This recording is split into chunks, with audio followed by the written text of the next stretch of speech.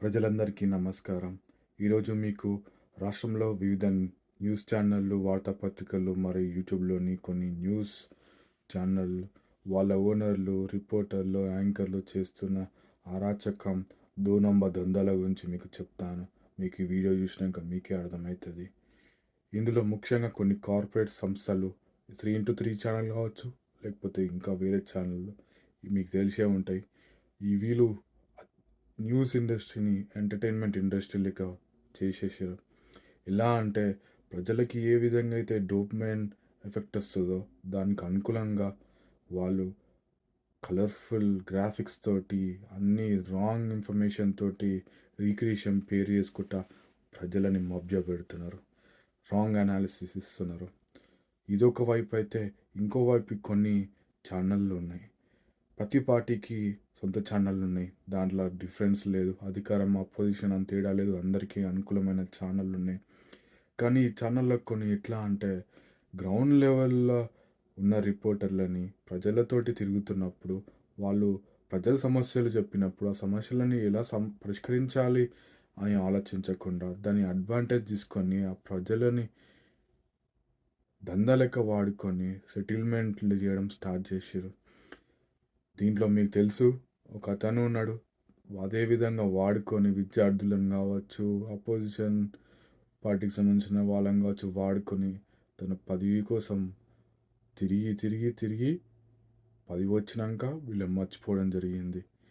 దీంతోపాటు ఇంకా కొంతమంది ఉన్నారు. బేసికల్గా లాస్ట్ 10 ఇయర్స్ కావచ్చు, ఈ 10 ఏళ్లలో గత ప్రభుత్వం అన్ని మంచి చేసిందని చెప్పను, అన్ని చెడు చేసిందని చెప్పను. కానీ ఇప్పుడు వాళ్ళు ప్రభుత్వంలో లేరు.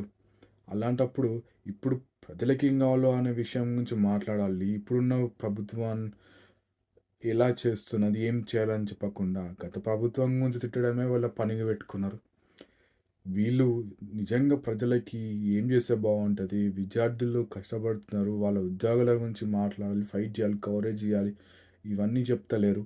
ఒకటే ఒకటి అధికార పార్టీకి జోకుతున్నారు. ఇది చాలా తప్పు. ఈ సమాజానికి మంచిది కాదనేది నా అభిప్రాయం. ఇదే పందా వివిధ దేశాల్లో కూడా జరుగుతున్నది. అక్కడైతే ఇంకా పరాకాష్ఠకి వెళ్ళిపోయింది. ఇప్పుడు మనం దీనికి అడ్డుకట్ట వేయకపోతే ఇంకా ముందుకెళ్ళే అవకాశం ఉన్నది. దీంతోపాటు ఇందులో కొంతమంది బ్లాక్మెయిలింగ్ సంస్థలు లెక్క కూడా మార్చేసి పడేసారు. ఎలా అంటే ఎవరైతే హై ప్రొఫైల్ పర్సన్స్ ఉంటారో లైక్ సెలబ్రిటీస్ కావచ్చు, రాజకీయ నాయకులు కావచ్చు, వేరే వేరే ప్రొఫెషనల్స్ కావచ్చు, వాళ్ళు చేసే కొన్ని కొన్ని పొరపాట్లన్నీ వీళ్ళు ఇన్ఫర్మేషన్ తీసుకొని వాళ్ళని డబ్బులు తీసుకొని బ్లాక్మెయిల్ చేసి అన్నీ కూడా పక్క జరిపిస్తున్నారు. ఇది కూడా రాంగ్. ఇది వీళ్ళందరూ ఈ బ్యూరోక్రసీ జస్టిస్ సిస్టమ్తో చేయగలిపి అన్యాయం చేయడం జరుగుతుంది. ఇక్కడ చేస్తున్నారు. ఇది చాలా తప్పు. ఇంకో విషయం గురించి మాట్లాడాలంటే వీళ్ళందరూ కూడా ఇంకకెళ్ళి మొత్తం డబ్బులు ఛానళ్ళ పేరు మీద వీటి పేరు మీద ఇన్కమ్ ట్యాక్స్ కూడా కట్టడం జరగదు. ఎందుకంటే వీళ్ళు వాళ్ళ సొంత కంపెనీ లెక్క చూపించకుండా వివిధ వాళ్ళ పేరు మీద కంపెనీలు చూపించి అన్ని ఫ్రాడ్ కూడా చేయడం జరుగుతుంది వీళ్ళు. ఎందుకంటే వీళ్ళకి పైసలు ఎక్కడ వస్తాయి అని చెప్పి వీళ్ళు ఇలా యూట్యూబ్ ఛానళ్ళు అయితే జనరల్గా తక్కువ మనీతోటి స్టార్ట్ చేసిరు అనుకోవచ్చు. కానీ ఈ పెద్ద పెద్ద ఛానళ్ళకి డబ్బులు ఎక్కడికి వెళ్ళి వస్తాయండి. బ్యాంక్ అయితే లోన్ ఇయ్యదు ఇనిషియల్గా, ఎవరో ఒకళ్ళు ఇస్తేనే వస్తుంది. సో దీన్ని బట్టే మీకు అర్థమవుతుంది వీళ్ళకి పెద్ద పెద్ద బిజినెస్ మ్యాన్ వివిధ పార్టీల్లో ఉన్న వాళ్ళు ఎంకరేజ్ చేయడం వలన జరుగుతుంది. మీరు ముఖ్యంగా కొంతమంది వార్తా ఛానల్లో ఉన్న ప్రముఖులు కావచ్చు, వాళ్ళే స్వయంగా చెప్పడం జరిగింది. నేను ఒకటే చెప్తున్నా మిత్రులారా, మనం కనుక ఒక సైడు మాత్రమే తీసుకుంటే ఈ రాష్ట్రం, దేశం ఎప్పటికీ ముందుకు పోదు. మనం ఎక్కడైతే తప్పు అని ఉంటుందో అక్కడ తప్పు అని చెప్పాలి. గత ప్రభుత్వం ఎక్కడైతే తప్పులు చేసిందో ఆ తప్పులని మనము పట్టుకొని దాన్ని మార్చేసి మంచిగా ముందుకు ఎట్లా తీసుకోవాలో అది చెప్పాలి. కానీ ఒక వర్గానికి సపోర్ట్ చేసి మాట్లాడడం అనేది చాలా తప్పు. అలాగే ఇక్కడ ఏమైపోతుందంటే ఇప్పుడు రీసెంట్గా జరిగిన బడ్జెట్ సమావేశంలో రాష్ట్రానికి చాలా అన్యాయం జరిగింది. దీని గురించి ఏ పత్రికలు కూడా సరిగా చూపించడం లేదు. ఎవరికి అనుకూలంగా వాళ్ళే చూపిస్తున్నారు. ఇది చాలా తప్పు. ప్రజలకి మంచి జరిగే విధంగా అందరూ గూడా కలిసికట్టుగా ముందుకు పోవాలని జెప్పి నేను కోరుకుంటున్నా. మిత్రులారా, మీరు యూట్యూబ్‌లల్లో గావచ్చు, న్యూస్ ఛానల్‌లో గావచ్చు, మీరు కామెంట్‌లు చేయడం మానేయండి పిచ్చి పిచ్చిగా. మీరు ఒకటే, మీరు భవిష్యత్తు గురించి ఆలోచించి కన్‌స్ట్రక్టివ్ క్రిటిసిజం అంటే ఎక్కడ ఏమి ఫీడ్‌బ్యాక్ ఇస్తే మారుతదో అది ఇవ్వడం స్టార్ట్ చేయండి.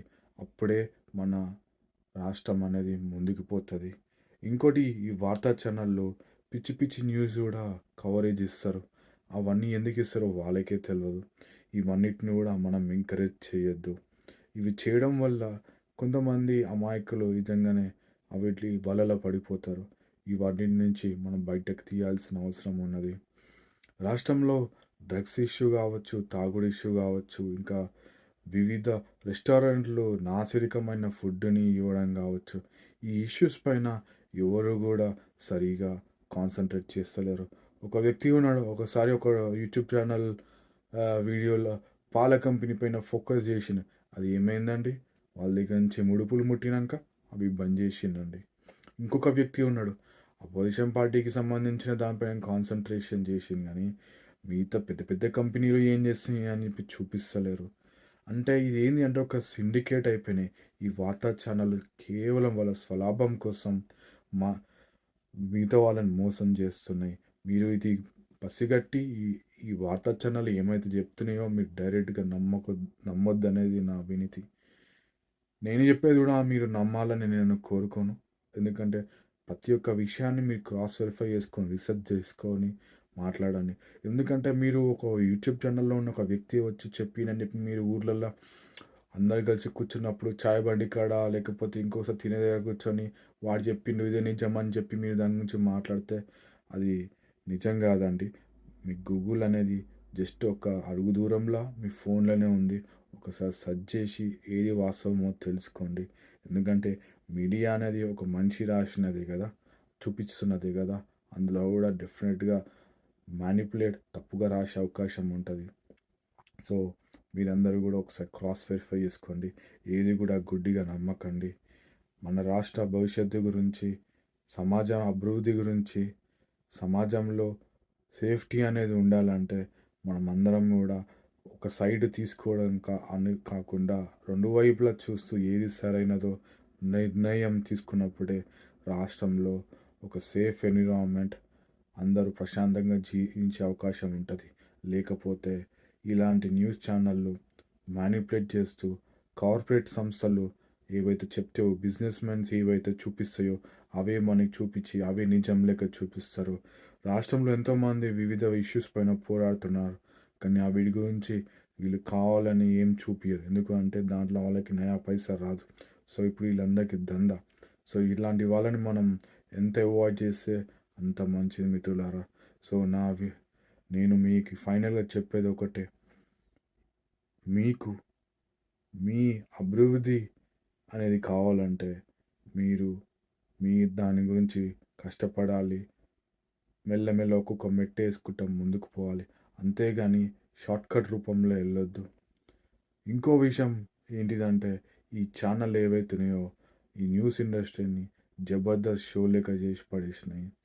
ఎలా అంటే ప్రజలు పొద్దున్న లేచినంక వార్తలు చూడడం, చదవడం కాకుండా వీళ్ళు చేస్తున్న కామెడీ షోలు కంటే ఎక్కువ గూడా వీళ్ళు చేస్తున్న ఈ డిబేట్‌లు న్యూస్ షోలు అయిపోయినాయి. ఎందుకంటే ఇవి వాళ్ళకి అంత ఎంటర్‌టైన్‌మెంట్ ఇస్తున్నాయి. ఇది సమాజానికి ఎంత మాత్రం మంచిది గాదు. మనమందరం గూడా ఒక మంచి మైండ్ సెట్ తోటి ముందుకు పోయినప్పుడే మన రాష్ట్రానికి కావచ్చు లేదా దేశానికి అవ్వచ్చు ఒక మంచి పేరు వస్తది మిత్రులారా. నేను ఇప్పుడు చెప్పేది గూడా ఎవరికీ అనుకూలంగానో, ఎగెయిన్స్ట్‌గానో చెప్తలేను. ఇది ఏంది అంటే ఒక సెల్ఫ్ కాన్షియన్స్ అందరికీ ఉండాలని చెప్పి నా ఉద్దేశం. నేను వివిధ దేశాలు తిరిగినప్పుడు తెలుసుకున్నది ఒకటే. ఒకళ్ళు తప్పు, రాంగ్ అనేది 2 వైపులా స్టోరీ విన్నప్పుడే నీకు అర్థమైతది. 2 గూడా విని ఏది సరైనదో మీరు అర్థం చేసుకోవాలి. బ్లైండ్‌గా ఒకళ్ళని ఫాలో కాకండి. సొంత నిర్ణయాలు తీసుకోండి. జై హింద్.